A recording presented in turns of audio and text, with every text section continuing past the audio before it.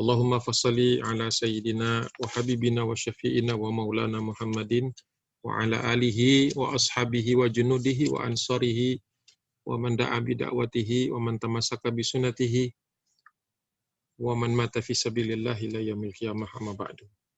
Alhamdulillah, segala puja dan puji milik Allah Subhanahu wa taala. Salawat dan salam tak lupa kita panjatkan kepada junjungan kita Nabi besar Rasulullah Muhammad sallallahu alaihi wasallam.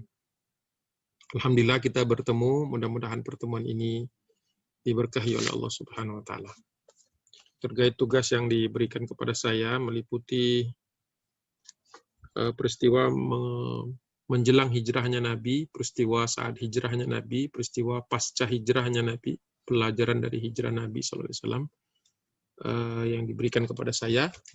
Ini sepertinya membutuhkan waktu lebih dari 1 jam. Karena pembahasan tentang hijrah sebelum, pada saat, dan setelah itu biasanya dipisah.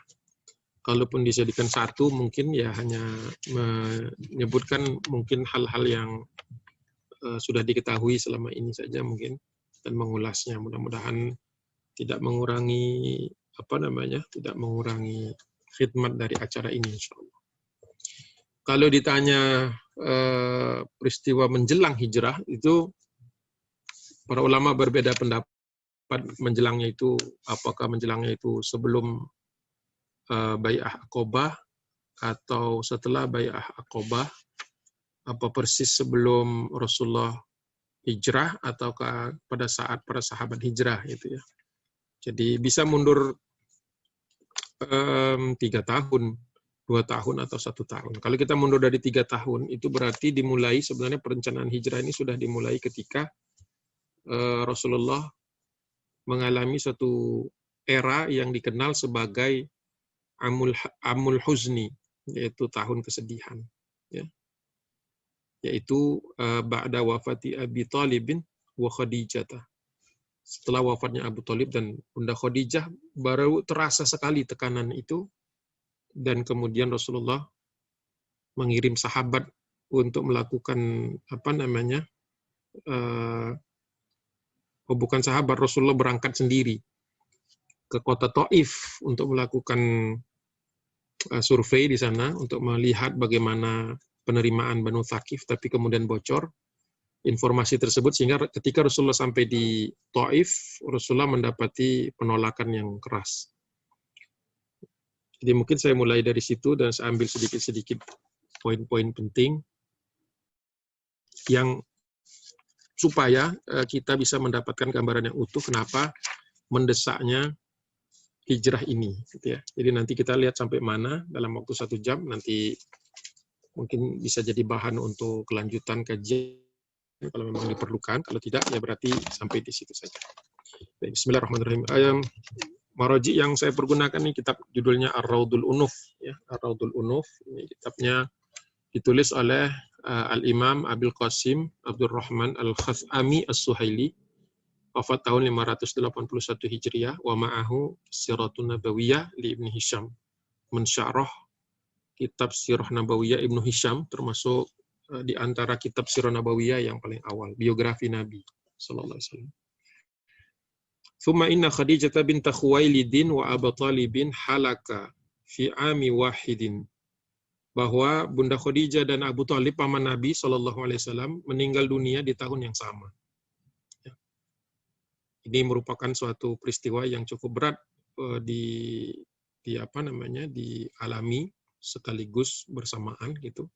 Fatataba'at ala Rasulillah sallallahu alaihi wasallam al-masaibu, dan kondisi yang kemudian terjadi setelah kematian 2 orang terkemuka ini, 2 orang, yang satu muslimah, yang satunya musyrik, ya, tapi dua-duanya disebut oleh para ulama punya peran yang tidak sedikit di dalam dakwah Rasulullah di fase Makkiyah, fase Mekah. Ya. Jadi setelah meninggalnya 2 orang ini, 2 tokoh ini, Rasulullah mengalami mengalami masa-masa yang berat. Ya. Ini menunjukkan bahwa Bunda Khadijah, buat sebagian orang yang sering bertanya tentang apa peran Bunda Khadijah, ya ini terasanya itu 3 tahun terakhir. disebutkan bahwa kanat lahu wazir sidqin alal islami yashku ilaiha.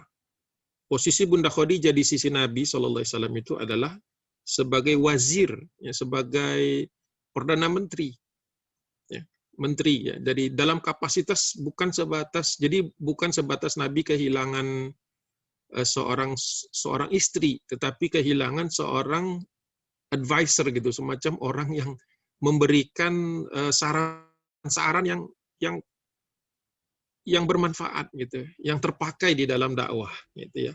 Wazir sidqin 'alal Islam. Jadi menjadi wazir untuk aspek Islam, jadi seorang faqih gitu. Kalau bisa disebutkan ada seorang yang ahli agama di kalangan kaum muslimah di Mekah, yaitu Bunda Khadijah. Dan itu kadang-kadang suka di underappreciated gitu, kurang dihargai oleh manusia gitu ya. Sehingga di antara istri-istri Nabi yang lebih menonjol atau urusan begini kadang-kadang Bunda Aisyah. Padahal berkali-kali Rasulullah menyatakan bahwa kehilangan Bunda Khadijah itu menyebabkan dakwah itu menjadi lebih berat. Dan ini yang mengatakan Nabi, bukan analisis, bukan satu perkataan dari manusia yang lain, ya. Ya Rasulullah kan yang lebih tahu siapa yang punya peran besar, siapa yang memiliki saham terhadap dakwah ini, Rasulullah paling tahu. Ya. Yashku ilaiha, itu perkataan berat itu. Yashku ilaiha, di mana Rasulullah itu sering menumpahkan bukan unek-unek, karena Rasulullah tidak punya unek-unek. Jadi menumpahkan permasalahan dakwah ini kepada istrinya. Ya. Jadi hijrah itu juga berat untuk Nabi dari aspek kekeluargaan, maksudnya dari aspek personal Nabi, bahwa meninggalkan tempat di mana dakwah ini dirintis bersama Bunda Khadijah. Dari hari pertama Bunda Khadijah masuk Islam. Itu. Jadi saya ingin mengatakan itu, makanya kemudian peristiwa ini mempercepat peristiwa udzina lil ladzina yuqataluna bi annahum dzulimu, ya, turunnya ayat yang diizinkannya berperang, karena perintah berperang dengan perintah hijrah itu datangnya hampir bersamaan. Karena selama Rasulullah di kota Mekah itu kan tidak ada izin untuk berperang. Para sahabat sudah menanti-nanti kapan ini kita melabrak Abu Jahal dan kawan-kawannya. Sahabat tidak pernah berpikir harus cari tempat dulu, tetapi ternyata dakwah ini menginginkan para sahabat Nabi itu punya basis yang bagus, sehingga peperangan seperti Badar, Uhud, Khandaq itu terjadinya tidak di tengah-tengah kaum muslimin. Itu salah satu ibrah yang sering diangkat oleh Dr. Ali Muhammad As-Salabi sama Dr. Muhammad Said Ramadan Al-Buti, dua orang yang menurut saya kalau membahas sirah itu menggunakan aspek bukan hanya sejarah, bukan hanya tarikh, tapi juga fikih dakwah gitu. Jadi kenapa hijrah? Supaya ketika terjadi peperang, karena perintah perang itu sudah pasti turun.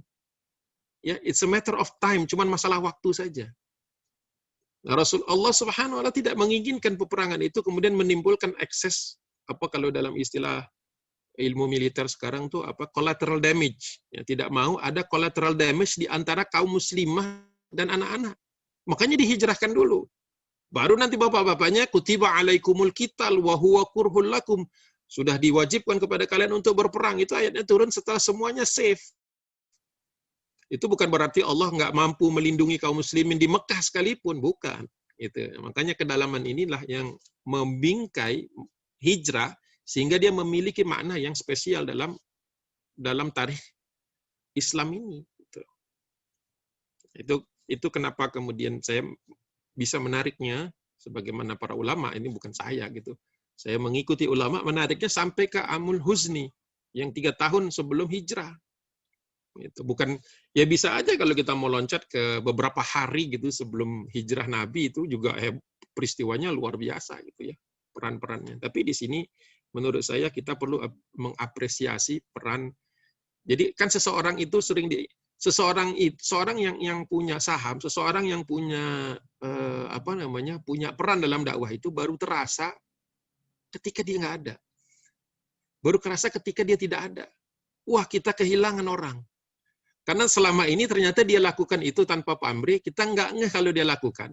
Tapi ketika tidak ada lagi orang yang melakukannya, karena dia orangnya terakhir melakukannya, barulah semua itu sepertinya terhuyung-huyung, kehilangan limbung. Gitu. Jadi dakwah itu sempat ada kelimbungan gitu ketika Bunda Khadijah dan Abu Thalib. Abu Thalib juga ditangisi sama Nabi SAW. Ya, ditangisinya mungkin double, karena apa? Karena sudah punya saham dalam melindungi dakwah. tapi juga tidak merasakan masuk Islamnya itu. Tidak merasakan nikmatnya masuk Islam, makanya Rasulullah sedih gitu. Wa yuhliku ammihi Abi Thalibin wa kana lahu adudan wa hirzan fi amrihi wa mana'atan wa nasiran ala qaumihi. Nah, sedangkan peran dari ammihi, dari pamannya Rasulullah yang bernama Abu Thalib itu ada 4. Kalau berdasarkan narasi Ibnu Ishaq yang diriwayatkan oleh Ibnu Hisham, bahwa ada 4 peran dari Abu Thalib yang hilang ketika dia mati, ketika dia meninggal dunia. Yang pertama adalah adudan. Adudan itu membantu dengan berbagai prasarana. Kalau membantu saja nasr. Kalau adudan, to help in providing logistics gitu. Jadi membantunya itu sampai ke material. Kalau kita kan bantu doanya, bantu dakwahnya doa gitu. Ya nggak jelek, itu bagus gitu, luar biasa ya, lebih baik daripada yang sama sekali nggak berdoa. Man lam yahtam bi amril muslimin falaisa minhum, kata Nabi. Balang siapa yang kehidupannya itu nggak ada sedikit pun menyangkut urusan kaum muslimin, falaisa minhum, tidak bagian dari mereka. Di dalam hadis yang lebih keras lagi, falaisa minni, kata Nabi, bukan bagian dariku. Ya kalau kita dianggap bukan bagian dari Rasulullah, nanti kita waktu dibangkitkan di yaumil akhir nanti rombongan siapa? Ngeri kan? Falaisa minni, kata Rasulullah, jangan ikut-ikut rombongan aku, sana pergi cari tempat lain. Mau kemana kita di yaumil mahsyar itu atau di yaumil akhir itu?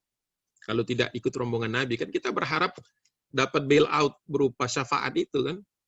Harapan kita. Kalau pakai amal mungkin enggak ada apa-apanya. Infak sodako juga nggak ada hitungannya. Sholat belang bentong masih. Gitu ya. Sholat itu kan dilihat dari sholat nawafil, bukan sholat wajib. Sholat nawafilnya yang memisahkan orang itu. Ya, dari zikir kita, dari tarekat kita nggak ada apa-apanya. Doa kita itu nggak nyampe. Di bawah 5 menit rata-rata doa kita. Kalau tarekat itu kan setengah jam orang berdoa. Itu ahli ibadah zaman dahulu juga. Mujahid zaman dahulu itu juga ahli ibadah. Gitu. Jadi nanti apa yang kita andalkan ya, mudah-mudahan dapat syafaat Nabi. Last, apa istilahnya, pilihan terakhir kita. Karena kalau lewat jalur-jalur yang resmi mungkin nggak lolos. Ya. Bagi siapa yang merasa sudah aman, itu bahaya. Itu lebih bahaya lagi. Merasa sudah aman dengan amal-amalnya. Jadi belum kita sampai kepada adu dan masih kalah dengan Abu Thalib. Bantuan realnya. Karena disebutkan di situ. Yang kemudian adalah wahirzan. Hirzan itu melindungi. Jadi Abu Thalib itu selalu mengatakan kepada orang Quraisy, barang siapa yang menyentuh keponakanku akan berhadapan dengan aku. Padahal nggak ada iman di dalam hatinya. Ngomongnya begitu. Yang ada iman nggak berani ngomong begitu. Awas ya kalau sentuh ulama kami, nggak berani ngomong begitu. Padahal ada iman. Kalah dengan Abu Thalib. Jarang kita merenungkan dari aspek itu. Jadi kemana iman itu? Mungkin selemah-lemah iman ya. Hanya berani ngerundel di dalam hati saja. Selemah-lemah iman. Jangan gerundel aja enggak lagi.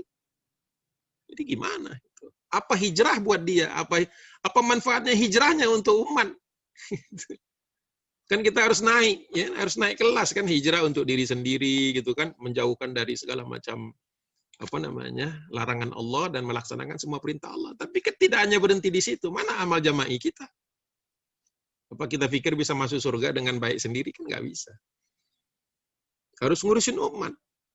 Gitu. Kalau hanya untuk kesolehan pribadi, Nabi tidak perlu hijrah. Sudah soleh kok. Ngapain hijrah lagi? Coba direnungkan seperti itu. Ya. Fi amrihi wa mana'atan. Ya. Wa mana'atan itu lebih lagi, membela. Jadi memberikan suatu pembelaan. Itu Abu Thalib. Dan kemudian wa nasiran. Wa nasiran itu menjaga orang agar tidak berani kepada Nabi atau memberikan bantuan-bantuan kepada orang. Jadi sebenarnya semua aspek yang ala qaumihi. Itu saja. Kalau mau lebih panjang dari itu, khawatir nggak selesai kita malam ini. Ini saja bisa diulik sampai 1 jam. Karena banyak, itu kan cuma 3 baris itu di dalam Sirah Nabawiyah itu. Padahal bab tentang pembicaraan tentang Amul Hazan ini bisa 5 lembar. Gitu. Itu ambil 1 lah, saya tandain kan. Ambil 1. Supaya kita punya perspektif bahwa hijrah itu juga merupakan salah satu bagian dari dakwah ini. Ya. Baik, saya loncat nih beberapa halaman. Kita tahu di antara loncatan-loncatan itu, saya bacakan judul-judulnya aja. Ar-Rasulu yas'a ila Taif.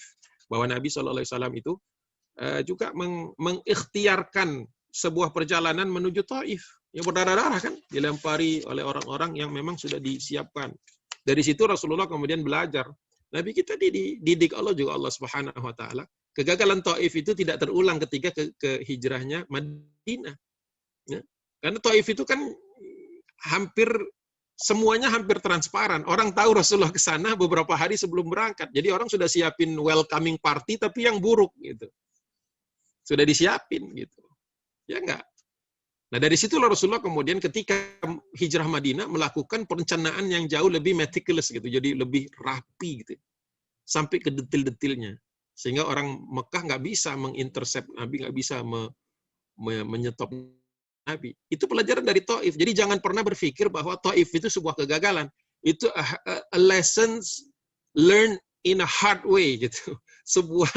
Sebuah pelajaran yang harus dipelajari dengan cara yang berat. Jadi kalau misalnya ada sesuatu setback, ada sesuatu kemunduran, ada suatu cobaan bagi umat ini, sebenarnya nggak ada yang buruk kan. Segala sesuatu yang terjadi pada kita itu kan dengan izin Allah.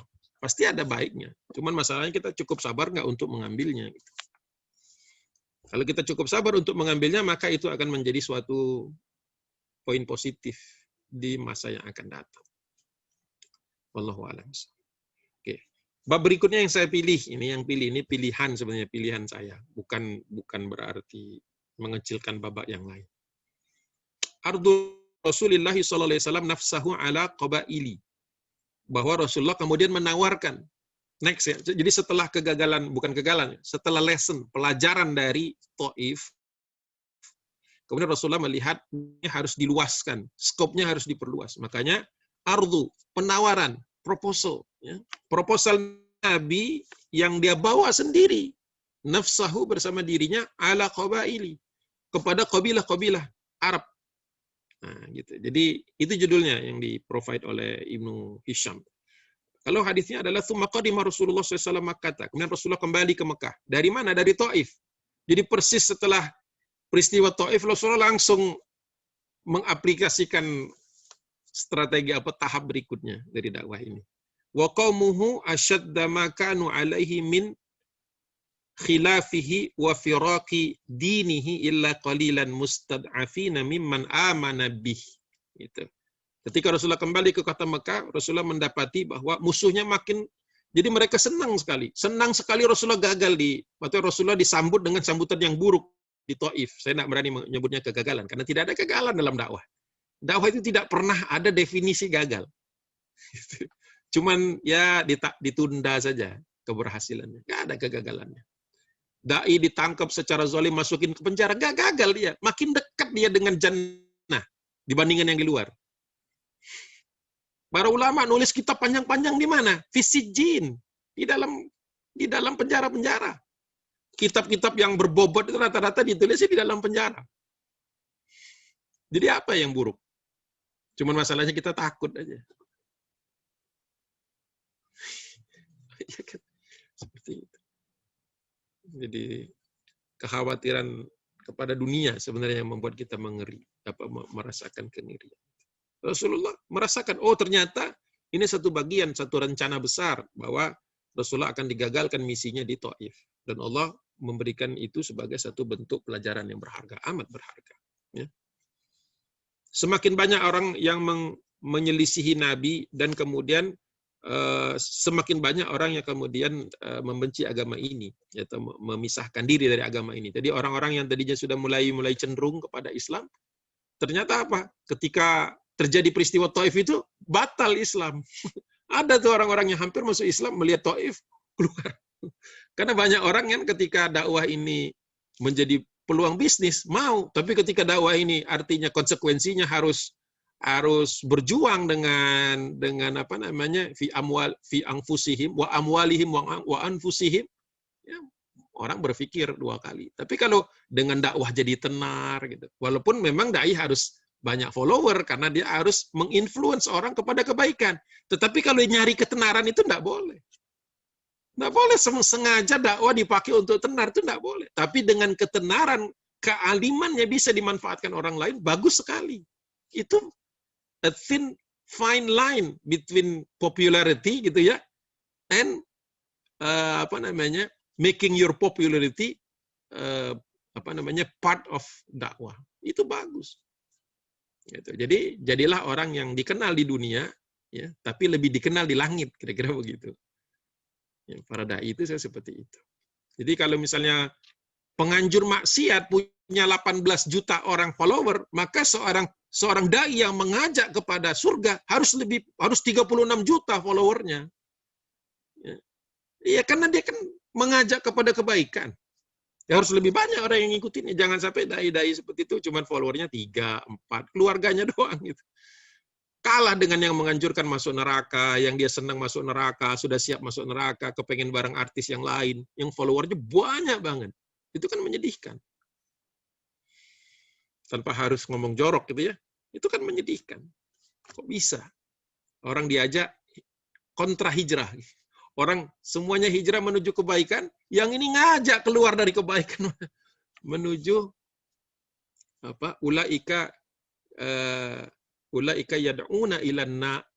ulaika yad'una ilan nari wallahu yad'u ilal jannati wal maghfirati biizni. Itu pun perbandingan di Quran itu begitu. Orang-orang yang buruk itu berlomba-lomba, bersatu padu, yad'una, ya pakai jamak dia, mengajak orang ya masuk neraka jahanam. Tapi Allah sendiri. Nah, makanya nanti para dai ini membersamai itu, makanya kita disebut para doan itu adalah mengajak, ya. Wallahu yad'u ilal jannah wal maghfirah, masuk ke dalam surga dan mendapatkan ampunan. Jadi hijrah itu bagiannya salah satunya di situ. Ya, salah satunya adalah kuncinya adalah kita meninggalkan maksiat, ya, dalam keseharian kita, dalam kesendirian kita. Nah, kecuali illa qalilan mustad'afina mimman amana bihi. Jadi yang masuk Islam itu cuma sedikit, pertama jumlahnya sedikit, ya qalil, sudah sedikit, mustad'afin pula. Yang lemah-lemah. Yang lemah-lemah. Ya kalau yang gede-gede maksudnya yang orang-orang yang tenar-tenar kan kan biasanya manusia itu kan kalau nggak ada sesuatu, nothing to lose, dia gampang. Tapi kalau pejabat, pebisnis, itu kan orang-orang di Quraisy waktu itu, di musyrikin Quraisy. Itu they have everything to lose. Kalau ikut agama, udah kebayang nih, otaknya udah kebayang kalau ikut agamanya Muhammad, ya. Ini akan mengalami kekalahan, kesulitan hidup, kesempitan pangsa bisnis, pangsa pasar. Udah kebayang sama dia yang jelek-jelek. Makanya orang-orang pada kabur. Tapi tidak apa-apa, karena soft ini akan bersih. Ya, akan bersih dengan sendirinya soft ini. Makanya permasalahan yang menimpa umat ini selalu ada aspek bagusnya. Kenapa? Membersihkan kaum munafikin, membersihkan orang-orang yang sebenarnya bukan bagian dari umat, nyaru aja, maka dia keluar. Ya, makanya berdakwah nanti, ya diantaranya itu konsekuensinya. Makanya Rasulullah SAW ya'ridu nafsahu fil mawasim. Kemudian Rasulullah punya rencana menawarkan apa? Di sini memang disebutnya ya'ridu nafsahu, menawarkan dirinya. Maksudnya menawarkan dirinya itu konteksnya itu adalah Rasulullah itu kan adalah bagian dari Islam, itu representasi dari dakwah ini yang paling mulia, itu utusan Allah Subhanahu wa taala. Makanya ya'ridu nafsahu fil mawasim, di mawasim. Mawasim itu adalah masa yang kita kenal kalau sekarang itu sebagai musim haji. Ya, musim haji jahiliyah kan orang berkumpul di Baitullah pada Dzulhijjah itu sudah ada, ya, sebelum manasik haji ditetapkan oleh Rasulullah ba'da Fathul Makkah, ya, ba'da Fathil Makkah itu sudah ada. Maka Rasulullah mengambil, nah ini ada strategic move.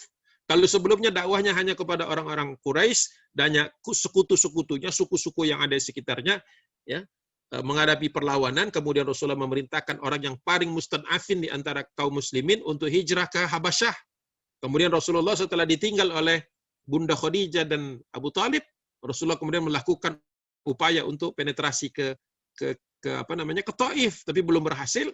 Nah, Rasulullah kemudian mengekspan. Jadi makanya ketika kita terhimpit di satu lokal, maka kita harus melihatnya secara global. Maka Rasulullah memanfaatkan momen regional, karena di Zulhijjah, di Mawasim itu, suku-suku dari seluruh penjuru Jaziratul Arab datang ke sana, dari Yaman, dari Hadramaut, dari Oman, dari counterclockwise ya. Kalau sekarang dari Imarat, kemudian dari daerah Qatar, dari perbatasan Kuwait, ya, dari Syam sebagian ya, bukan di Syam secara Rasulullah, dari Tabuk, ya, dari Najd, itu pada datang ke ke Mekah, ya, ke Mekah. Jadi memanfaatkan waktu regional itu, belum global, memang masih regional. Kalau global berarti kita bicara Mesir, bicara Syam, bicara Irak, bicara Fars dan seterusnya. Ya, belum sampai di situ. Nanti di zaman ketika Nabi sudah mengirim utusan-utusan, baru dia jadi kekuatan global. Begitu. Idza kanat, ya, al-mausim idza kanat ala qabailil arabi yad'uhum ila Allah wa yukhbiruhum annahu nabiyya mursalun wa yas'aluhum an yusaddiquhu wa yamna'uhu hatta yubayyana 'anillahi ma ba'athahu bih. Akhir dari hadis tersebut. Diriwayatkan juga oleh Ibnu Katsir, ada di dalam Ibnu Ishaq. Jadi Rasulullah memanfaatkan musim tadi untuk mendatangi, reach out kepada para kabilah-kabilah Arab itu. Satu, mendakwahi mereka untuk kenal kepada Allah. Yad'uhum ilallah. Dakwahnya itu. Yang kedua, wa yukhbiruhum annahu nabiyya. Memberitahu kepada mereka bahwa Rasulullah itu statusnya sebagai nabi. Yang ketiga, wa yas'aluhum an yusaddiquhu. Mengajak mereka agar membenarkan risalah ini. Yang keempat, wa yamna'uhu. Bersedia melindungi. Nah, di sini sudah ada muatan. Bersedia melindungi itu sudah bagian dari mempropos supaya negeri mereka, kampung mereka bisa jadi tempat hijrah. Itu hubungannya. Ya, wa yamna'uhu hatta yubayyina, supaya kalau sudah ada tempat yang aman, yubayyina, agar Rasulullah bisa mendetailkan, supaya Rasulullah bisa menjabarkan anillah, tentang bagaimana Allah, apa maunya Allah, bagaimana menyembah Allah, dan bagaimana aturan dari Allah. Jadi Rasulullah sudah mengetahui, kalau ceritanya panjang lebar di musim, maksudnya di haji, pada saat haji itu, nggak akan cukup waktunya. Makanya Rasulullah langsung to the point, beriman kepada Allah, beriman kepada kenabian Nabi SAW, kemudian meminta mereka untuk membenarkannya, dan kemudian meminta mereka untuk memberikan tempat perlindungan. Supaya apa? Rasulullah punya waktu untuk jelasin sejelas-jelasnya. Karena kalau di Mekah ada disruption, ada disrupsi dari orang-orang Mekah, dan nanti akan terlihat. Begitu. Nah, ini kalau dikupas dari sudut pandang corporate strategies, ini pas itu masuk bahwa ketika kita punya waktu yang pendek, maka kita sampaikan yang inti-intinya saja. Di mana detail-detailnya baru nanti dipaparkan ya di level dari strategik, kan kemudian ke manajerial, kemudian ke operasional. Ini Rasulullah lakukan sendiri loh. Padahal Rasulullah ya istilahnya itu nggak sekolah, nggak kuliah kayak antum semua kan. Kuliahnya sama Jibril alaihi salatu wassalam. Seperti itu. Nah, itu saya pilihkan di situ. Kemudian, nah itu setiap kali Rasulullah mendatangi suku-suku itu, ada petugas yang disiapkan oleh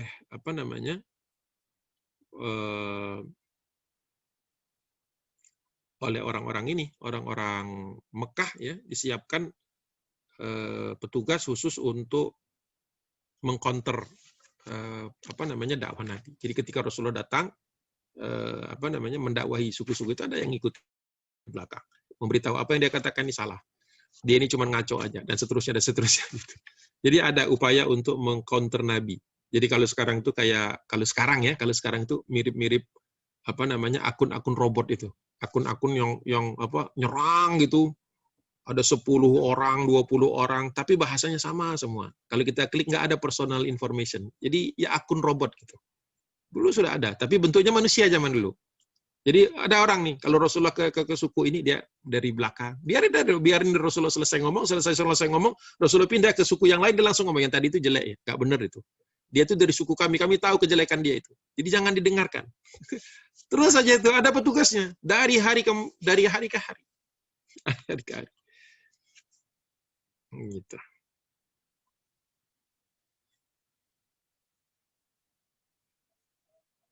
Jadi di sini disampaikan ya. Rasulullah ketika menemui suku-suku itu perkataannya sudah ada template-nya, ada apa istilahnya? Perkataan yang Rasulullah ulang, ya.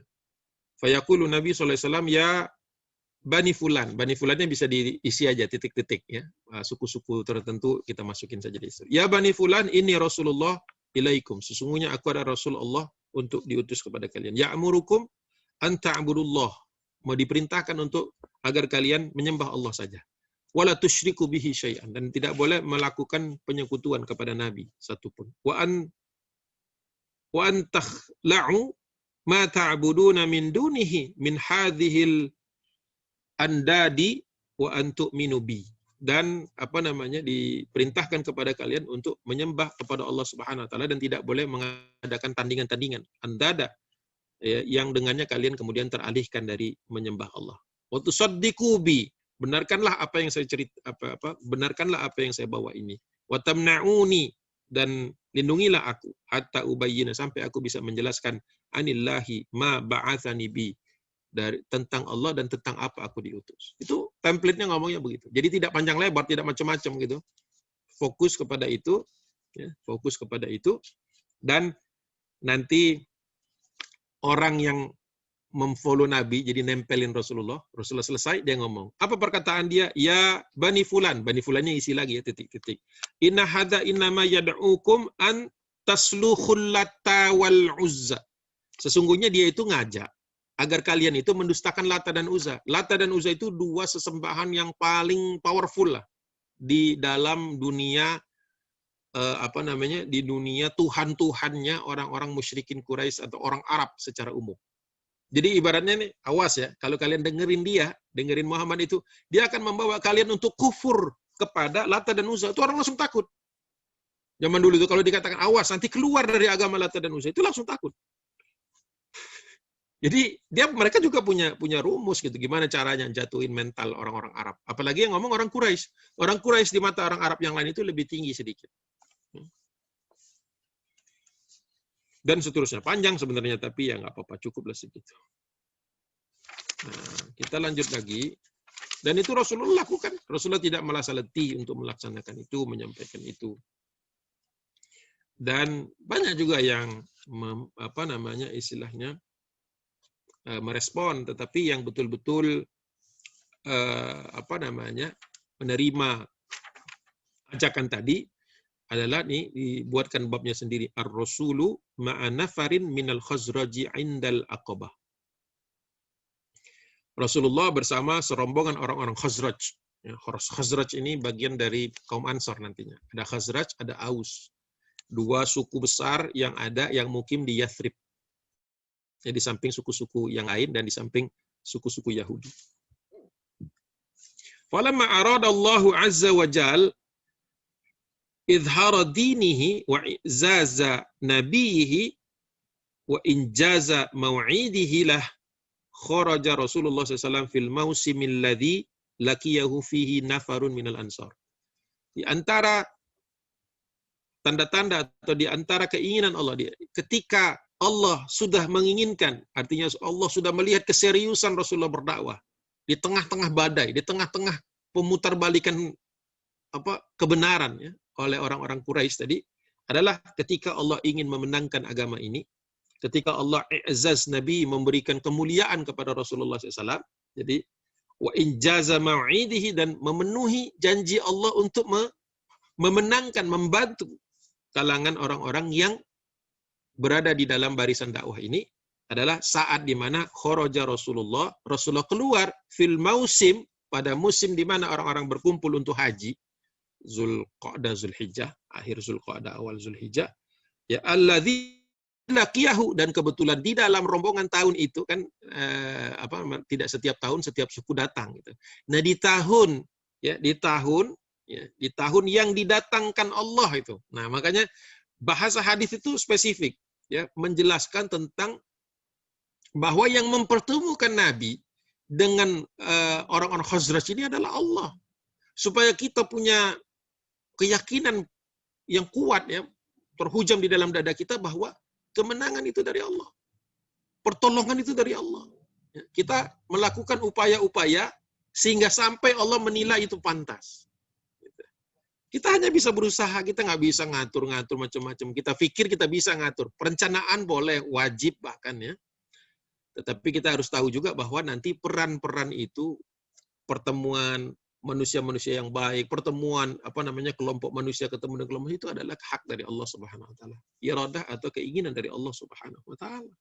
Itu harus difahami. Jadi jangan sampai kita merasa ini maju karena rencana saya nih. Ini maju karena ada saya nih. Nah, itu udah bahaya tuh. Di dalam dakwah kalau ada yang begitu, ini kalau nggak saya yang maju dulu nggak jadi nih. Nah, itu perkataan-perkataan nyerempet syirik gitu. Nyerempet syirik halus ketika dia mengatakan, kalau saya tidak mulai dulu, ini masjid nggak berdiri loh. Bahaya itu, kebakar semua itu amal dia. Dulu kalau saya nggak mulai, nggak ada majelis talim ini. Hati-hati ngomong begitu. Amal yang udah dicatat bagus-bagus bisa kebakar. Jadilah orang yang ketika sudah beramal melupakannya. Karena catatan Allah tuh nggak bakal keliru. Jangan sibuk antum nyatet-nyatet gitu. Ini kan saham saya, ini kan karena saya gitu. Kok saya nggak dipanggil? Kok saya nggak dikasih undangan? Jauhkan permasalahan seperti inilah yang kadang-kadang membuat seseorang ketika berada di dalam jalan dakwah ini, dia akhirnya gelisah sendiri. Kalau orang yang ikhlas itu kan nggak gelisah. Dipanggil, alhamdulillah. Nggak dipanggil, ya sudah. Terus aja dia bekerja. Begitu. Itu bagian dari hijrah. Karena kan nggak ada hijrah kalau nggak pertemuan ini. Pertemuan Nabi dengan Khazraj ini kan adalah benih-benih yang sudah Rasulullah tanam. Kebaikan-kebaikan itu yang nanti akan berbuah Bai'atul Aqabah Ats-Tsani, Bai'ah Aqabah yang kedua, ini dikenal dengan Bai'atul Aqabah, itu yang tsani itu yang kedua, itu Ats-Tsani itu disebut Bai'atul Harb. Ya, Bai'atul Harb. Perjanjian, suatu bai'ah, suatu perwujudan tekad, pernyataan sikap. Ya, kalau di Indonesia kalau ada bai'at itu udah serem aja itu, karena dari zaman Soeharto dulu udah dibuat. Bai'at itu adalah ciri ekstremisme dulu tahun 80-an, masih Beni masih berkuasa dulu. Kan itu ngeri banget kalau dengar kata-kata bai'at. Padahal bai'at itu ada di dalam Sirah Nabawi, ada di kitab-kitab Ibnu Katsir ada, Ibnul Athir ada, Tarikh Tobari ada. Tapi ketika bahasa itu diangkat dengan makna majas yang jelek, maka kita jadi takut. Padahal bai'ah itu kebiasaan orang untuk kebulatan tekad. Ya. Lah kita juga kan kalau lagi tahu di tanggal-tanggal tertentu kan kebulatan tekad untuk mempertahankan negara kesatuan Republik Indonesia ya, dengan Pancasila. Itu kan kebulatan tekad. Kalau mau dibahasakan itu bai'at juga tuh. Ini bahasa-bahasa yang kalau nggak dipahami atau dibahas, dijelaskan secara miring bisa negatif maknanya. Tapi itu yang terjadi. Ya, nafarun minal ansor fa'arada nafsahu ala qabailil arab kama kana yasna fi kulli mausim. Dan itu memang jadi Rasulullah itu nggak ngincer ansor loh. Nah, ini ada ansor nih, dakwahin. Enggak, Rasulullah itu siapa saja suku lewat didakwahi. Makanya bahasanya tadi fa'arada nafsahu, dan Rasulullah biasa menyampaikan dakwah itu dengan bahasa sendiri langsung begitu ala qabailil arab, kepada seluruh kabilah Arab. Kama kana yasna, karena sebagaimana biasanya, as usual. Ya. Jadi Allah yang pilihkan, bukan Rasulullah milih. Saya ansor aja deh, kayaknya bagus nih. Dakwain semua. Ya kalau kebetulan kalau dulu itu yang tercatat di Lauhul Mahfuz itu bukan sukunya Khazraj dan Aus, bisa jadi suku lawannya Banu Bakar, bisa jadi. Besar juga. Banu Ghatafan. Suku-suku besar tuh. Ya. Tapi enggak, yang dikirim bukan suku yang paling besar, tapi yang paling cocok dengan tipikal perjuangan di fase Madinah nantinya. Kan disebut fase Madinah karena hijrahnya ke Madinah. Kalau hijrahnya ke Taif, fase Taif. Seperti itu. Ya, kama kana yasna'a fi kulli mausim, dan itu memang sudah biasa Rasulullah lakukan setiap musim. Wa bainama huwa 'indal aqabah laqiya rahtan minal Khazraj aradallahu bihim khairan. Dan pertemuan itu di suatu lembah. Jadi orang-orang Arab itu ketika datang ke Mekah untuk musim, untuk mengantisipasi haji jahiliyah, zaman jahiliyah maksudnya. Tapi haji itu sendiri nggak jahil. Haji itu sendiri adalah satu syariat yang diturunkan dari sejak zaman Nabiullah Ibrahim alaihissalam yang datang ke Mekah itu. dan Nabiullah Ismail tentu saja. Nah, tapi kemudian kan aturan-aturan ini dirombak. Ada namanya dulu haditsul humsi.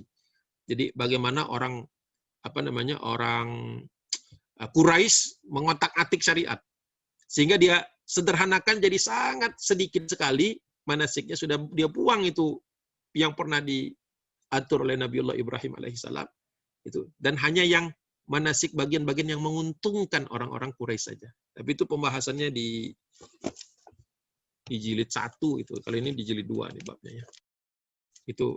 Tapi saya ingin memberikan satu perspektif latar belakang itu ya, bahwa ketika bertemu di Aqabah itu memang tempat di mana orang-orang Ansor kalau datang, orang-orang Khazraj ya, belum disebut Ansor kan, belum masuk Islam.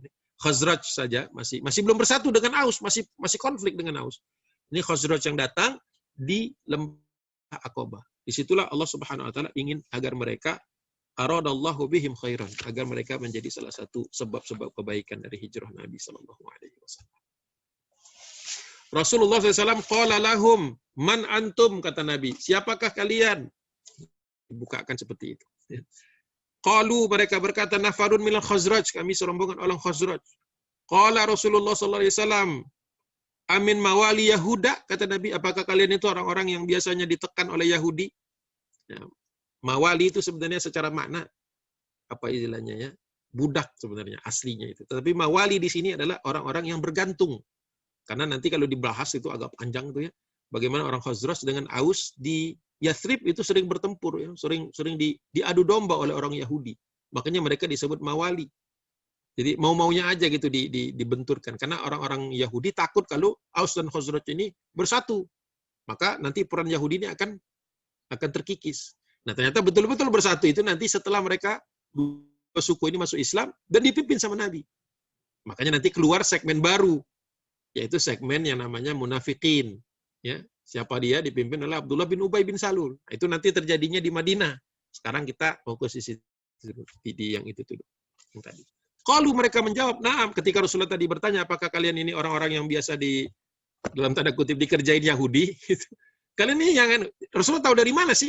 Karena Rasulullah itu kan ya ketika berdakwah itu punya data gitu. Ini lagi dakwahin siapa? Banu siapa ini? Rombongan mana gitu ya. Masing-masing ya kan ditemani oleh Abu Bakar Siddiq yang ibaratnya seperti komputer kalau sekarang itu.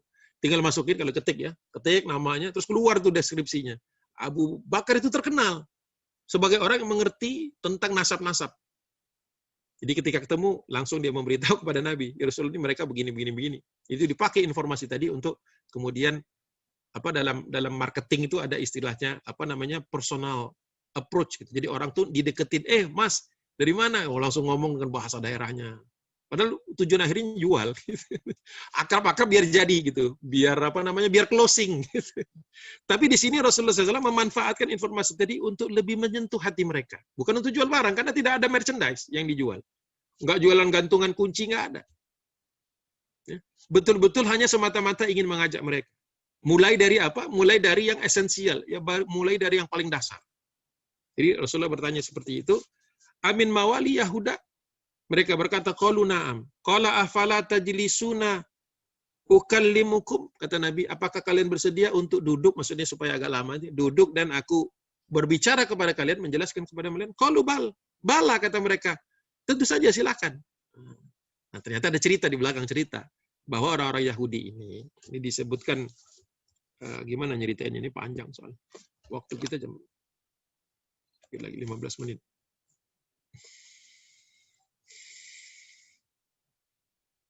Saya bacakan saja sesampainya nanti ya.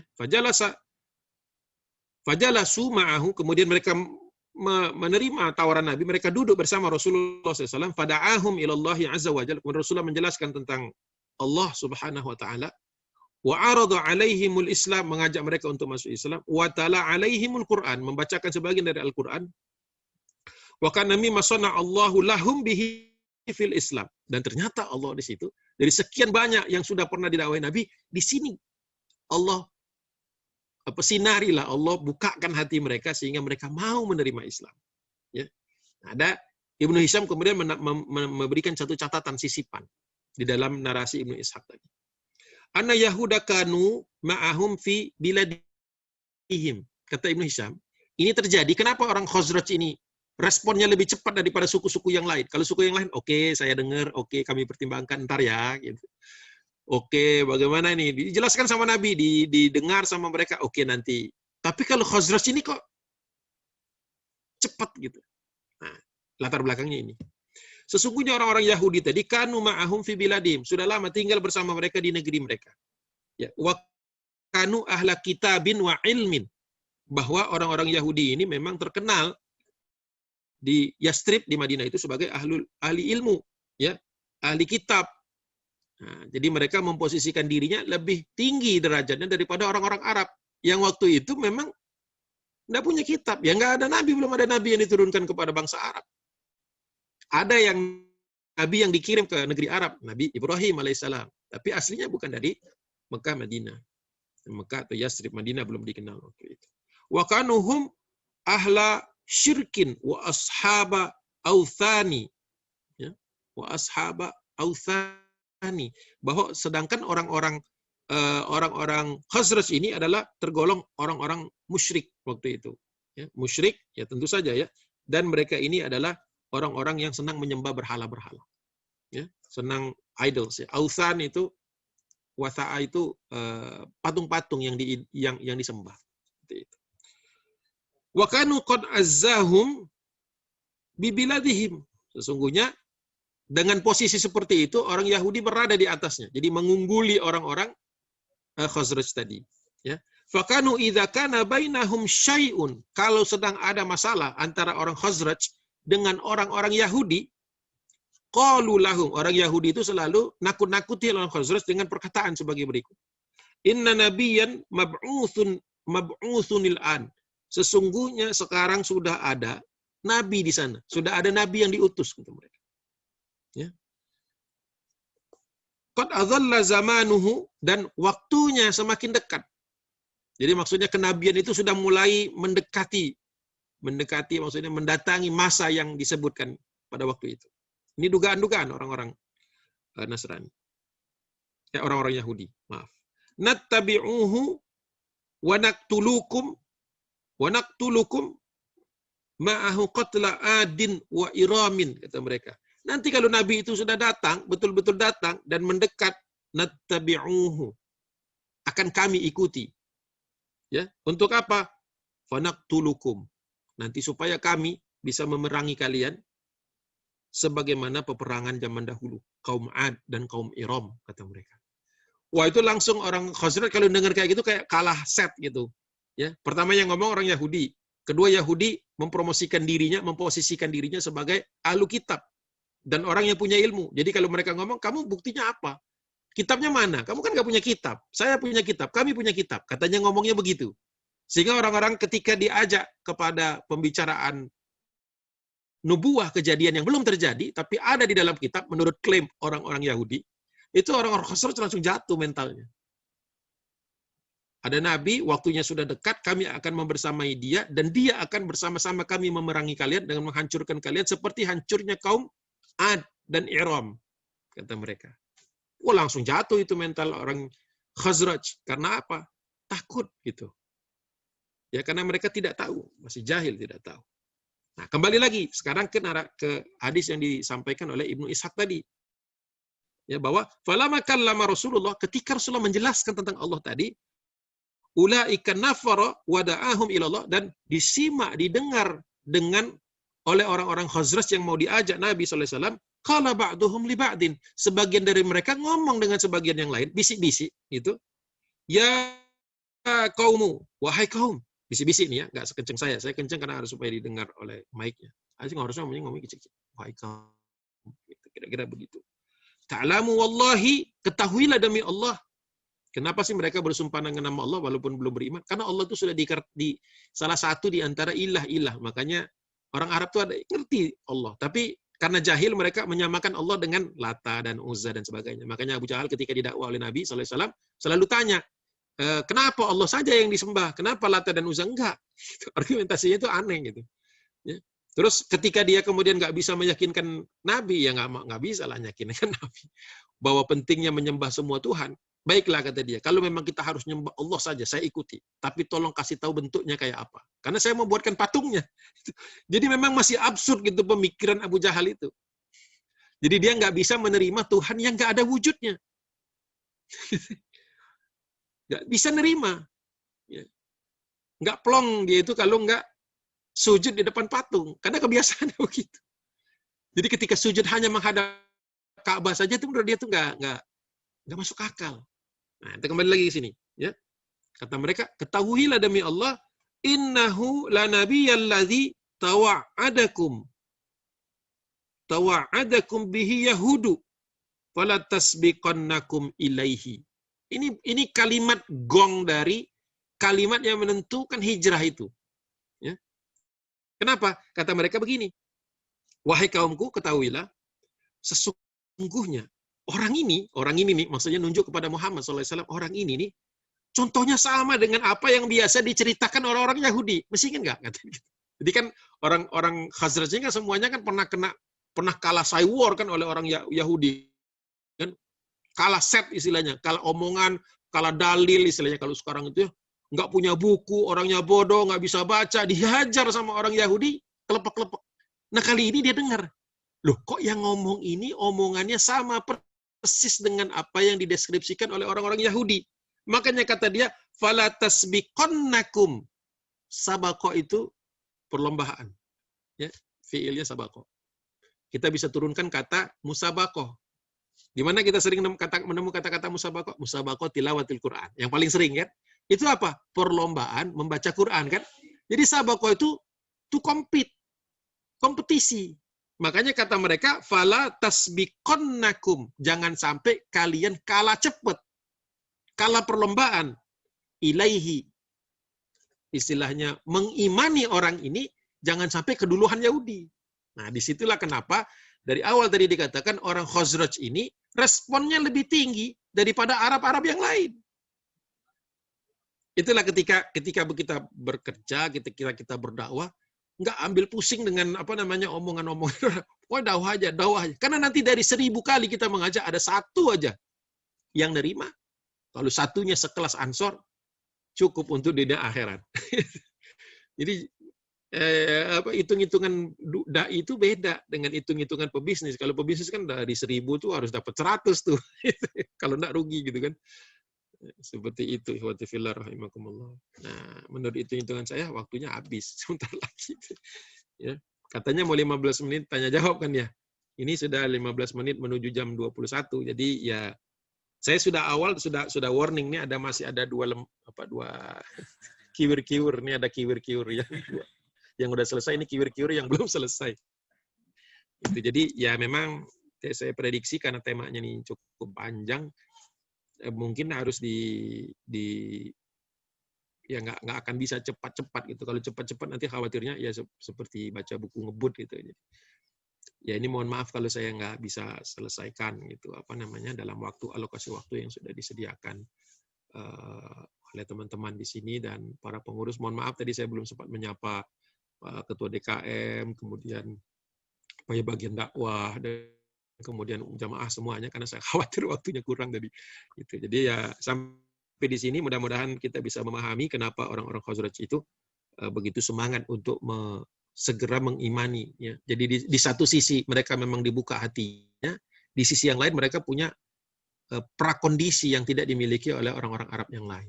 Ya, jadi seperti itu. Itu penggambaran dari Ibnu Ishaq di dalam Sirah Nabawiyahnya. Wallahu a'lam bishawab. Mudah-mudahan apa yang saya sampaikan ini ada manfaat. Billahi taufiq wal hidayah. Assalamualaikum warahmatullahi wabarakatuh. Waalaikumsalam warahmatullahi wabarakatuh. Luar biasa Ustaz menyampaikan paparannya cukup detail sehingga kita seakan masuk ke suasana di mana Nabi dan para sahabat persiapkan untuk hijrah. Memang tidak cukup satu sesi ya Ustaz ya. Insya Allah kalau Ustaz punya waktu luang 2 pekan lagi atau karena kajian kita ini insya Allah tiap 2 pekan, tiap Jumat malam Ustaz. Insya Allah kalau berkesempatan kita akan undang Ustaz lagi untuk lanjut. Ya kadang-kadang ada yang kurang cocok juga dengan ngaji-ngaji begini menurut ya Makanya saya sampaikan dulu saja, nanti bisa dirapatkan dulu bagaimana kelanjutannya, nanti kasih kabar saja. Kalau memang tidak lanjut ya berarti ya saya mohon maaf kalau tidak selesai. Tapi kalau dilanjutkan nanti ya kecepatannya kurang lebih seperti itu. Penjelasan saya begitu. Saya ingin yang mendengarkan itu bukan cuma dibacakan translasinya, tapi juga digabungkan dengan kondisi. Karena kan tingkat bacaan kita kan berbeda-beda. Ada yang sama sekali belum pernah baca Sirah Nabawiyah. Ya agak berat juga kalau tiba-tiba hijrah gitu pembahasannya gitu kan. Gitu. Jadi ya untuk menjembatani supaya sebanyak-banyaknya dari pemirsa ini bisa ngikutin kisahnya tanpa harus baca Sirah Nabawiyah dulu. Makanya agak tadi maju ke sini, mundur ke sini gitu. Itu mohon maaf sebelumnya. Siap. Ya memang seperti fragmen kisah gitu ya. Membuat kita penasaran sehingga kita ingin menggali lebih dalam lagi. Insyaallah. Baik, insyaallah masih ada waktu kita Bapak Ibu. Silakan kalau ada pertanyaan bisa dituliskan di kolom chat atau raise hand untuk dinyalakan mic-nya. Oke, Ibu Wina. Silakan. Ya, bismillahirrahmanirrahim. Assalamualaikum warahmatullahi wabarakatuh, Ustadz. Waalaikumsalam. Saya mau tanya, jadi Rasulullah itu ketika hijrah ke Taif itu, apakah ada dorongan hijrah yang itu adalah perintah dari Allah, ya? Spesifiknya memang ke Taif gitu, tapi jika itu memang perintah dari Allah, mengapa di situ Allah berikan kegagalan dalam tanda kutip ya? Gitu. Kemudian pertanyaan kedua masih berhubungan dengan hijrah ke Taif itu, apakah ke Madinah ini kemudian juga memang atas perintah Allah gitu, ataukah memang strategi pribadi ya dari Rasulullah sebagai seorang pemimpin kaum muslimin pada waktu itu, gitu. Dan mengapa gitu kan? Saya pernah mendengar bahwa hijrahnya Rasulullah itu pada saat itu ketika sudah sebagian besar kaum muslimin sudah berhijrah duluan ke Madinah gitu, mengapa masih ada sisa-sisa anggota keluarga Nabi yang masih tertinggal di Makkah seperti Fatimah radhiyallahu an, kemudian Zainab dan yang lain-lainnya. Itu aja Ustaz. Jazakallahu khairan. Baik. Ya kalau yang Taif tadi karena tidak dibahas hanya sepintas, ya memang jawaban sederhana saya itu adalah upaya atau ikhtiar dari Nabi. Ya. Dan ikhtiar dari Nabi itu kan tetap dalam koridor petunjuk dari Allah Subhanahu Wa Taala. Wa ma yantiku anil hawa in huwa illa wahyu yuha. Semua yang keluar dari Nabi itu nggak ada tuh yang sia-sia gitu. Tidak ada sesuatu yang berupa hawa nafsu atau hanya keinginan-keinginan saja. Tetapi murni upaya Nabi untuk mengupayakan supaya tekanan pressure di Mekah ini yang semakin meningkat setelah Amul Huzn itu bisa sedikit dilegakan gitu dengan berpindah tempat yang lebih baik, yang lebih kondusif. Tidak ada ayat yang spesifik menceritakan tentang itu sejauh yang pernah saya baca. Tetapi kalau misalnya Taif ini mau ditreatment sendiri, ya ada sekitar 5 halaman untuk ditreatment secara bagus gitu ya, karena memang kan ada aspek-aspek eksternal, ada aspek-aspek internalnya. Dan kalaupun kemudian Allah Subhanahu Wa Taala belum memberikan suatu keberhasilan atau follow up dari Taif itu, ya itu juga bagian dari tarbiyah, bagian dari pendidikan bahwa apa yang kita usahakan belum tentu cocok dengan apa yang Allah inginkan. Dan sebagaimana juga apa yang mungkin kita belum usahakan, mungkin Allah lagi giring kita ke sana. Makanya kadang-kadang kan kita melakukan sesuatu tetapi kok rasanya belum maksimal gitu. Kita lakukan lagi sampai Allah arahkan kepada kita suatu tempat yang bagus. Itu kalau Allah sayang sama kita, itu seperti itu digiringnya. Jadi dalam semua keadaan kita perlu bersyukur dan bersabar. Nah, kemudian kenapa Madinah? Ya Madinah ini tentu saja tadi sudah ada semacam highlight sedikit bahwa memang Madinah itu cocok untuk perkembangan dakwah selanjutnya fase selanjutnya. Ya Allah yang lebih tahu kan kenapa Madinah yang bukan Taif gitu kan. Ya, kalau kita sebagai manusia hanya bisa menduga karena Allah Subhanahu Wa Taala memang punya planning. Wa makaru wa makarullah kan. Allahu khairul makirin. Allah punya rencana-rencana, Allah punya tahapan-tahapan yang harus kita lalui. Setiap kita itu ada rencananya. Ketika kita berserah diri kepada Allah, baik ketika sukses kita tertunduk malu di hadapan Allah karena kita sebenarnya nggak pantas untuk dapat itu dengan upaya yang selama ini ada. Tapi itu bagian dari kita menerima takdir Allah. Sebagaimana ketika kita merasa sudah semuanya all out, tapi kok belum hasilnya bagus, kita pun harusnya tertunduk malu. Kenapa? Karena Allah belum mau yang itu. Makanya nanti doanya kan ya Allah kalau ini sesuatu yang baik padaku, maka dekatkan. Kalau sesuatu ini buruk dekatku, walaupun aku suka, jauhkan dariku. Karena kadang-kadang kita ngejar sesuatu yang kata Allah sudah jangan dikejar yang itu, malah ngejar ke sana gitu. Itu cara kita melihat Taif dan Madinah seperti itu. Kalau Madinah nanti ada penguatan, ya ada penguatan ketika ayat-ayat mulai turun memerintahkan Nabi untuk melakukan keberangkatan itu. Jadi Rasulullah kenapa terakhir? Enggak terakhir banget, tapi kenapa terakhir? Karena belum ada perintah. Itu tadinya mau saya ceritakan gitu, tapi waktunya nggak cukup. Bagaimana Abu Bakar As-Siddiq kemudian bertanya berkali-kali kepada Nabi, kenapa kita nggak segera berangkat? Gitu ya. Ya belum ada waktunya, Abu Bakar. Aku kata Nabi belum diperintahkan untuk berangkat. Nah, kemudian kan Dr. Said Ramadan Al-Buti melihat bahwa inilah kriteria parameter pemimpin yang adil itu adalah ketika ada urusan-urusan yang berat dia tidak pergi duluan. Kalau Rasulullah berangkatnya duluan, masya Allah sekarang kan banyak pemimpinnya ketika ada masalah itu lari duluan itu. Umatnya ditinggal. Ya Rasulullah justru, nah ini semuanya sudah berangkat dulu. Pertanyaan ketiga, kenapa para istri dan kemudian termasuk Aisyah juga kan berangkatnya nyusul, Saudah juga nyusul, itu kemudian Fatimah dan lain sebagainya banyak. Itu ada pembahasannya secara khusus itu sebenarnya. Tapi intinya adalah Rasulullah SAW ingin agar kaum muslimin ini belajar bahwa Rasulullah tidak mementingkan keluarganya dulu. Gitu. To exit the family first. Kalau di dalam dunia sekarang kan ada first lady, ada first family kan. Ini keluarga-keluarga yang kalau ada terjadi apa-apa langsung diamankan duluan gitu. Kalau di zaman Nabi umatnya selamat dulu, nanti baru keluarganya nyusul. Yang keluarga Nabi malah nyusul setelah itu. Nanti ada penjelasannya kalau kita sampai ke situ. Jadi kenapa keluarga Nabi nggak paling awal? Apa kata dunia kalau Rasulullah nyelamatin keluarganya dulu? Gitu. Dibawa kepada pemikiran itu saja. Gimana caranya? Gimana logiknya gitu? Ketika umatnya lagi ditindas di Mekah, tapi keluarganya udah pergi duluan. Makanya keluarga Nabi justru dan keluarga Abu Bakar juga itu digabungin tuh berangkatnya. Karena kan keluarga Abu Bakar ini kan sudah jadi keluarga Nabi ketika Aisyah binti Abi Bakar menikah dan dinikahkan kepada Nabi, tapi baru bertemunya di Madinah. Seperti itu. Dan Rasulullah itu hijrahnya udah termasuk akhir, bukan yang paling yang akhir, tapi sebagai besar sahabat sudah hijrah. Jadi Rasulullah itu di akhir, tapi keluarganya lebih akhir lagi. Sehingga kaum muslimin di Madinah haru gitu bahwa Nabi itu nggak mengutamakan keluarganya. Alhamdulillah kita jadi punya contoh, ya kan? Kalau enggak sekarang bayangkan nggak ada contohnya aja orang kadang-kadang mentingin keluarganya duluan. Gimana kalau Rasulullah?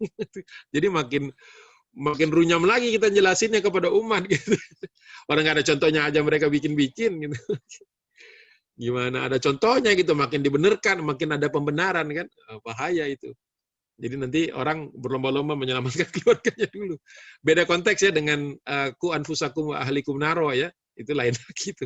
Ku anfusakum wa ahlikum naro itu adalah konteks sebagai seorang laki-laki sebagai qiyadah, bahwa dia harus memprioritaskan keselamatan keluarganya. Tapi kalau dalam konteks dakwah, nanti dilihat lagi, dia qiyadah bukan.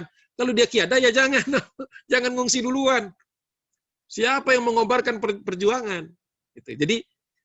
Jadi indah Islam itu. Jadi ada konteks dia sebagai qiyadah, sebagai qawam, yang awal tadi sebagai qawam keluarga. Tapi kalau dia sebagai qiyadah, makanya ditemukan keluarga-keluarga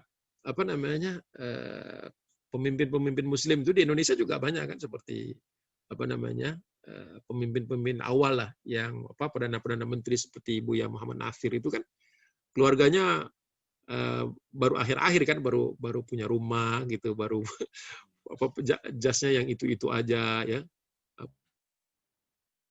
Pak Prawoto juga begitu gitu kan. Jadi menteri tapi nggak punya rumah, nyewa. Kalau sekarang syarat menteri nggak punya rumah.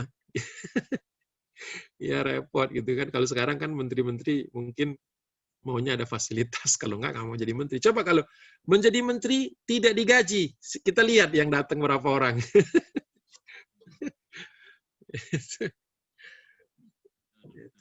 Waktu Republik berdiri kan nggak ada gaji tuh. Iya. Waktu Republik berdiri nggak ada gaji. Republik Indonesia. Tapi maka terseleksi. Baik, Jadi Ustaz. seperti itu kira-kira arahnya ke sana. Allahu a'lam. Ada 2 pertanyaan lagi, Ustadz. Ya, silakan. Bisa saya bacakan dari kolom chat dari Ibu Popi.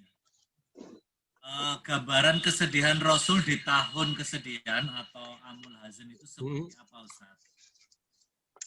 Waduh, gambaran kesedihan. Istimewaan masyarakat Taif adalah doa Rasul yang dikabulkan Allah 20 tahun kemudian. Mohon penjelasannya, Ustaz. Padahal, Ustaz. Ya.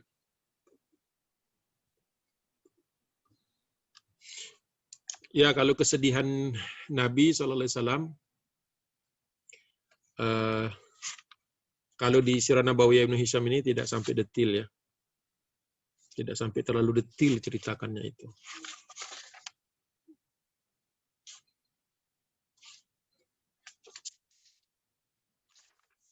Jadi kalau mau lihat itu mungkin harus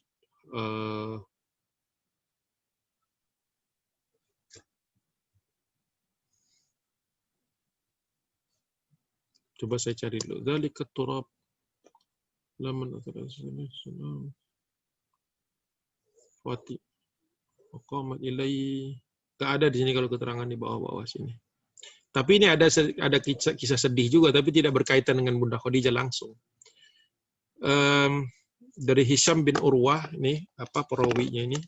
Hisham bin Urwah an abihi Urwah an Hisham bin Urwah an abihi Urwah ibn Zubair, anaknya Az-Zubair bin Awam. Qala lamma nathara dzalika safihi ala ra'si Rasulillah sallallahu alaihi wasallam. Jadi ada orang zaman dahulu, orang-orang bodoh, orang-orang yang bisa dihasut, melempari Nabi dengan kotoran atau tanah. Dzalika turaba dakhala Rasulullah sallallahu alaihi wasallam baitahu. Jadi persis ketika Rasulullah mau masuk ke rumahnya, dilemparin tanah. Ya, dilemparin tanah. Pas Rasulullah mau masuk ke rumahnya. Saya kemarin baru dapat buku dari Mesir, The House of Khadijah. Ya. Rumahnya Bunda Khadijah itu, kalau mau. Itu berdasarkan survei ya, oleh siapa yang survei ini? Profesor Ahmad Zaki Yamani. Itu beliau melakukan ekskavasi terhadap rumah Bunda Khadijah. Dari side plan ya, dari bukan khayalan, tapi didukung oleh data-data dari ini. Gambarnya begini rumah Nabi. Rumah dan masjid di dalam rumah. Rasulullah punya masjid di dalam rumah di waktu Mekah. Nah, Rasulullah ketika masuk ke rumah itu dilemparin kotoran. Rumah Rasulullah tuh cantik loh. Rumahnya bersama Bunda Khadijah. Itu berdasarkan side plan yang terjadi kan sebelum kemudian tahun 89 atau 92. Jadi diambil, dibuat 3D-nya dari apa namanya? Side plan apa tempat bekas rumah Nabi bersama Bunda Khadijah. Kan Bunda Khadijah punya rumah sendiri di dekat apa namanya? Di dekat Bukit Marwah. Ya, dekat Bukit Marwah apa Sofa ya?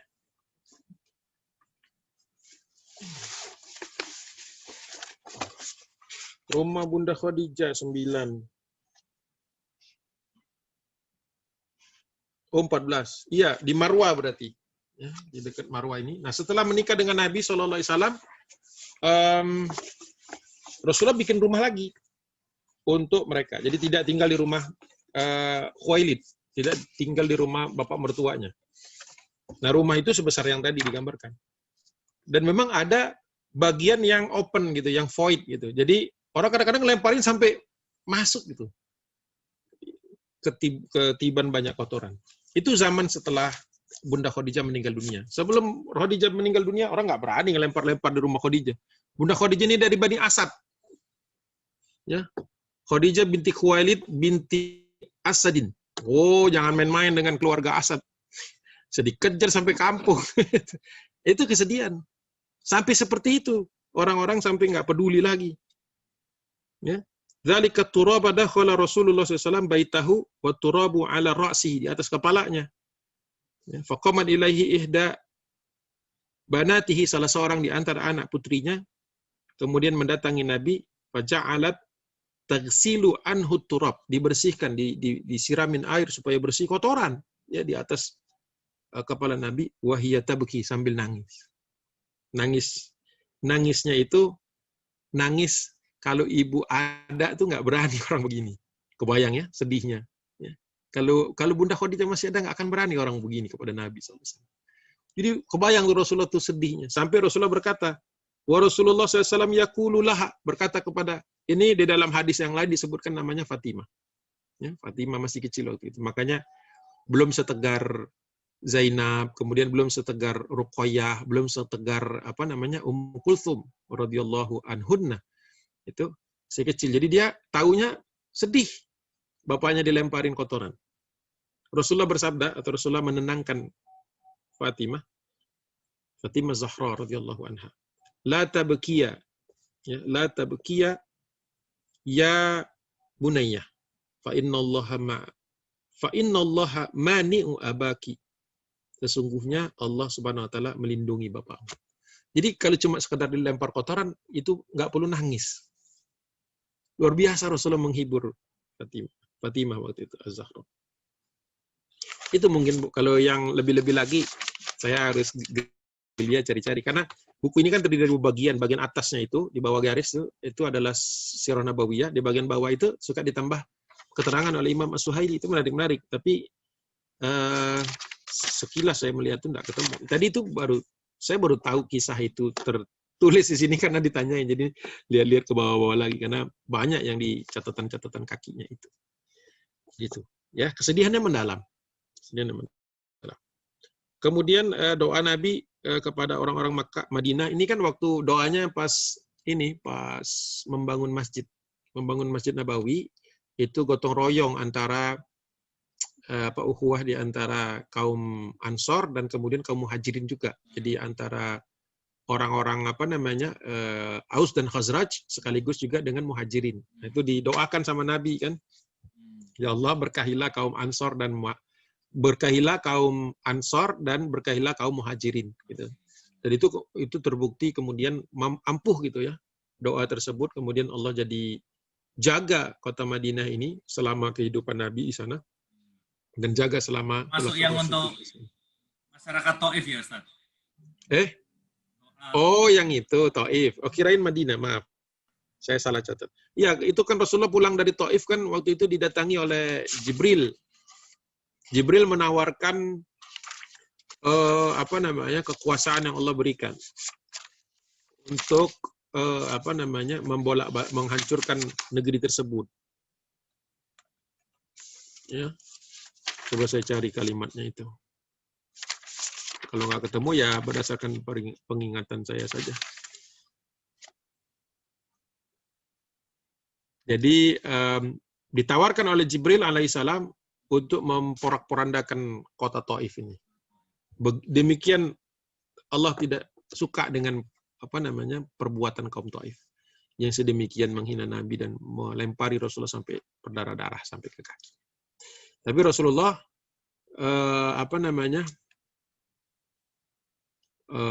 malah justru mendoakan agar ada di antara anak suku dari Taif ini, keluarga atau keturunan Bani Taif ini nanti, Banu Thaqif di Taif itu agar mereka ada di antara mereka itu yang menjadi orang Muslim atau menjadi Muslim yang tangguh atau Muslim yang bisa diandalkan, Muslim yang benar. Nah, itu nanti baru terwujud ketika nggak sampai 20 tahun sih. Kalau hitung-hitungannya itu kan ini 3 tahun sebelum hijrah atau 2 tahun sebelum hijrah. Kemudian Taif itu masuk Islamnya tahun 9 Hijriah, 1 tahun setelah Fatu Mekah. 10 tahunan lah kurang lebih. Atau 11 tahun lah kurang lebih. Ya. Baru kemudian, jadi sudah dikepung sama Nabi kota Taif itu, dilempar, diserbu pakai manjanik gitu ya, katapul begitu, tidak berhasil juga. Kata Nabi, mari kita tarik pasukan karena waktu itu sudah menjelang tahun-tahun bulan-bulan haram, kemudian ditarik mundur sama Nabi sallallahu alaihi wasallam pasukan tadi. Setelah ditarik mundur 1 tahun berikutnya ada utusan dari Taif datang ke Madinah, ya, datang ke Madinah menyerahkan atau menyatakan bahwa seluruh mereka masuk Islam. Nah, itu kemudian banyak ditafsirkan oleh para sejarawan maupun ahli tafsir dan ahli hadis sebagai terwujudnya doa Nabi SAW. Itu kurang lebih. Tapi saya nyari-nyari nggak disebutkan di atau saya lagi udah ini matanya nyari-nyari itu biasanya gampang ketemu. Ada cerita tentang adas tapi tidak ada cerita. Ada cerita tentang jin nasibin tapi nggak ada tentang doa itu. Mungkin di tempat lain. Tidak di sini disebutkan. Allahu a'lam bishawab. Itu mungkin yang bisa saya sampaikan. Masih ada 2 pertanyaan lagi, Ustadz. Mungkin berkenan. 2 pertanyaan terakhir ya. Ya, insya Allah. Makin menarik nih. Ya. Pertama dari Pak Saleh, apa pelajaran atau hikmah dari hijrah terhadap kondisi kaum muslimin sekarang ini? Yang kedua dari Ibu Lia, dapat cerita dari seorang ustadz yang bertanya kepada orang Taif minta ditunjukkan tempat ketika Rasulullah dilempari. Maka raut orang Taif tersebut jadi tidak nyaman. Kabarnya pertanyaan tersebut menyakitkan bagi mereka akibat ulah nenek moyang mereka pada Rasulullah. Bagaimana pendapat Ustadz dampak psikologisnya hingga saat ini? Ya. Ya, pelajarannya untuk sekarang bahwa ya kita akan menghadapi menjelang menjelang akhir zaman ini kan kondisi fitnah makin berat, makin banyak. Berarti kita juga harus siap dengan segala kemungkinan bahwa umat Islam ini semakin diobok-obok lagi ya. Di Perancis yang sebelumnya adem-adem aja jadi ribut, kemudian di Austria juga begitu ya. Di banyak negeri, di Amerika juga dan sebagainya. Bahkan di negeri-negeri Muslim sendiri ya. Dari Maroko sampai Merauke itu ada masalah ya, banyak masalah ya. Sehingga ya tentu saja masalah-masalah ini tidak boleh membuat kita menjadi gamang, menjadi takut gitu. Ya, insya Allah dalam semua kemungkinan, dalam segala kemungkinan itu ada kebaikan. Jadi kita husnuzon kepada Allah Subhanahu wa taala bahwa ini adalah dalam rangka menguji kita keimanan kita, apa betul-betul kita itu beriman ya, kepada Allah dengan sebenar-benarnya iman ya. Ujian-ujian itu kan pasti ada, setiap kita akan diuji. Walanabluwannakum bisyai'im minal khauf ya. Diuji Allah dengan rasa takut, walju dengan rasa lapar. Walanabluwannakum bisyai'im minal khaufi wal ju'i wa naqsim minal amwal, berkurangnya sebagian harta, wal anfus dan kesehatan kita, terganggunya kesehatan kita, wathamarat dan buah-buahan. Buah-buahan itu ditafsirkan oleh Ibnu Katsir sumber rezeki, jadi sumber maisha, semua pendapatan. Jadi ketika pendapatan kita terganggu seperti sekarang pandemi ini kan. Jadi walanabluwannakum, nabl itu kan sebenarnya kalau bahasa Inggris itu dia diterjemahkannya itu lupa saya itu. Ada istilah yang dipakai itu bagus di kamus itu. Nabl itu adalah trials. Nah, trials bahasanya itu. Jadi turbulensi waktu yang kemudian kita itu masing-masing terpapar dengan masalah-masalah yang terus-menerus. Itu ujian. Nabl itu ya. Nah, ditambah dengan lam taukid di depan memastikan bahwa ini akan terjadi. Walanabluwannakum, ini pasti akan diuji, semua kita akan diuji, pasti. Janji Allah. Ya. Jadi walanabluwannakum bisyai'in, padahal ujian itu sedikit, sesuatu saja kata Allah. Tetapi sesuatu itu mencakup 5 hal tadi.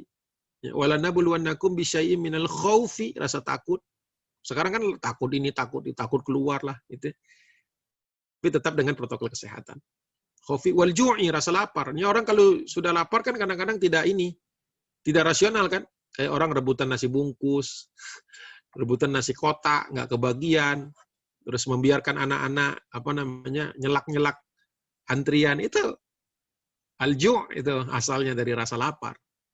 Wa naqsim minal amwali wal anfusi wath thamarat, berkurangnya harta, berkurangnya kesehatan dan berkurangnya mata pencaharian. Itu ujian semua. Ya, wabasyiris sabirin, tutupnya itu. Wabasyiris sabirin. Jadi jawabannya memang sabar. Ya, sabar. Sabar dalam hal menanggulangi. Kan sabar itu ada tingkat-tingkatannya kan? Tingkatan-tingkatan. Sabar kepada menghindarkan diri dari maksiat, itu yang paling rendah. Sabarnya naik lagi untuk tidak menimbulkan kemaksiatan atau tidak menjadi efek perusak. Dan paling tingginya lagi adalah menahan dari gangguan orang-orang. Jadi nanti akan bertahap kita naik. Ya, kalau masih sekarang nggak diapa-apain aja udah maksiat, ya nggak bakal ada ujian lebih dari itu. Setannya bilang, ini kan udah pinter kayaknya maksiat, ngapain digodain? Orang udah pinter dia. Yang digoda itu kan yang kuat nggak maksiat itu yang di siang malam itu didatangi oleh setan, oleh iblis. Jadi begitu. Jadi ya ibrohnya disederhanakan oleh Allah. Ya. Wabasyiris sabirin. Beri kabar gembira kepada orang yang sabar. Bukan innallaha ma'as sabirin loh di ayat itu. Setelah wa naqsim minal amwali wal anfusi wath thamarat wabasyiris sabirin. Kasih kabar gembira kepada orang yang sabar. Karena apa? Happy ending. Jadi walaupun carut-marut seperti ini, walaupun rasanya kayaknya ya, siang malam kita baca berita kayak jelek terus umat Islam tuh. Ada aja gitu orang, ada aja gitu ya reporter yang bikin kesel kita ya. Ada aja. Tapi tadi satu, kabar gembira dari Allah harus bisa mengalahkan kesedihan kita. Wabasyiris sabirin. Indah Allah mengatakan itu, beri kabar gembira kepada orang yang sabar. Bukan aku bersama yang sabar, itu sudah pasti. Di ayat yang lain sudah ada, innallaha ma'as sabirin, sudah ada. Tapi di sini Allah membahasakannya dengan suatu bahasa yang jalil, apa istilahnya, yang indah. Kan Al-Quran itu di samping dia merupakan kitabul la raiba fi, yang di dalamnya nggak ada yang perlu kita sanksikan, tapi juga dia kitab yang indah. Ya. Itu para qari itu nggak habis-habis baca Quran. Kenapa? Indah. Kalau kita dikit-dikit baca Quran muap, nggak enak gitu. Itu karena kita belum dapat keindahannya. Jadi ya sudah. Jadinya begitu. Gitu. Nah, kalau yang masalah Taif saya nggak tahu ada ustadz yang begitu. Memang biasanya salah satu adabnya adalah kita, kata Nabi, menjauhi tempat-tempat yang dulu pernah terjadi musibah. Ya, jadi kalau misalnya kita ke arah Tabuk itu kan ketemu daerah Madain Salih. Itu emang sunnahnya Nabi kalau lewat situ Tabuk tuh jalannya agak cepat. Jalan agak cepat, tidak terlalu lama. Nah, ini kan bukan hanya berhenti, nanya. Berarti berhenti banget. Ya istilahnya gini lah, orang Taif udah terlalu banyak terlalu banyak sumbangannya kepada dakwah. Nggak usah lah ditanyain tentang masa lalunya gitu. Sebenarnya kalau mau nyari nggak usah nanya, datengin aja. Ada kan Mirbat Adas atau apa, ada kok di Google Map ada. Nggak perlu nanya-nanya. Nanya-nanya tersinggung orangnya gitu kan.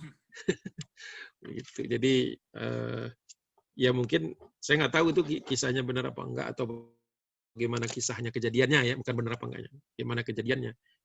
Bisa jadi orang Taif tersinggung. Tersinggung gitu karena ini ya seperti itu. Sama seperti keluarga Sentot Alibasa kan, saya punya bukunya itu. Marah kalau diingat-ingat kalau dia terakhir kan sempat kerja sama Belanda. Ya. Tapi kan nggak mau mereka diingat-ingat seperti itu. Saya ingat tuh ada paguyuban Sentot Alibasa itu bikin buku tipis ya. Saya ada yang jual waktu itu saya beli. Mereka mengeluarkan ya semacam statement gitu, kalau ada yang nanya tentang Sentot Alibasa kasih tahu beliau tidak seperti itu. Sentot Alibasa aja nggak, keluarga paguyuban keluarganya nggak mau kok ditanya-tanyain gitu. Gimana Taif gitu? Ya menurut saya sih harusnya jangan begitulah, nggak usah nanyain itu kan. Mungkin tanyakan di mana orang-orang Taif nih, di mana masjidnya Ibnu Abbas. Nah, itu kan harus senang ceritanya kan. Jadi ya mereka, sebagaimana kita juga nggak mau diungkit-ungkit masa lalu kita yang buruk kan, nggak usah diungkit-ungkit juga, karena Allah sudah maafkan kok, buktinya sudah maafkan, sudah dimaafkan Allah, udah tutup lah, jangan dibuka-buka lagi. Menurut saya sebaiknya seperti itu sikapnya. Tapi kalau ya masing-masing orang beda sih cara lihatnya.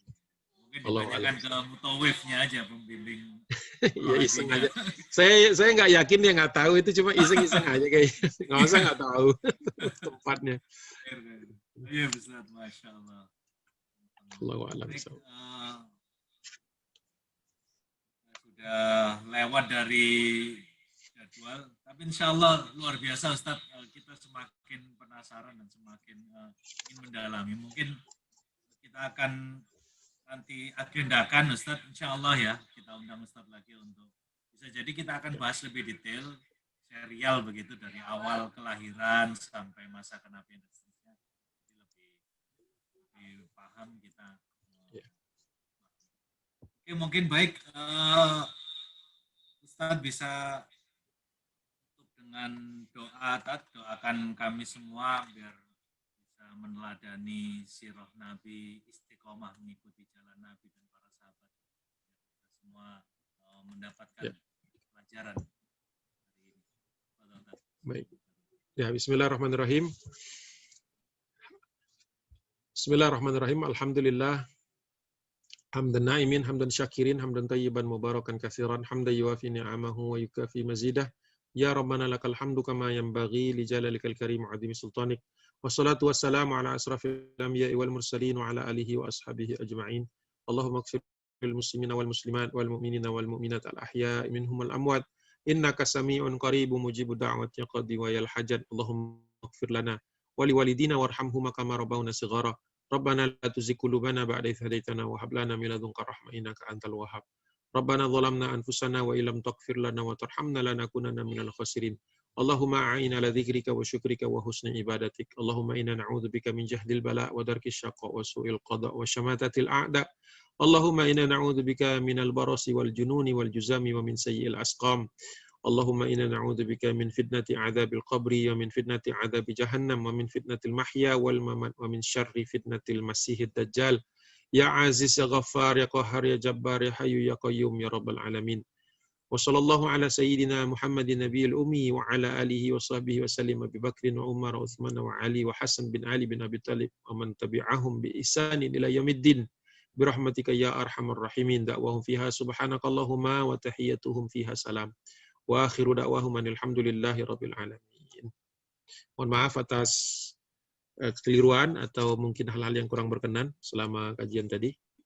Mohon dibukakan pintu maaf. Billahi taufiq wal hidayah. Assalamualaikum warahmatullahi taala wabarakatuh. Waalaikumsalam warahmatullahi wabarakatuh. Allah Ustaz, Warahmatullahi wabarakatuh. pelajaran buat kita semua. Kita tutup dengan doa kafaratul majelis. Subhanakallahumma Subhanakallah wa bihamdika asyhadu an la ilaha illa anta astaghfiruka wa atubu ilaik. Assalamualaikum warahmatullahi wabarakatuh. Waalaikumsalam. warahmatullahi wabarakatuh. Kalau Ustaz, Wan, ya, saya izin dulu. sehat selalu Ustaz. Jazakallah khair.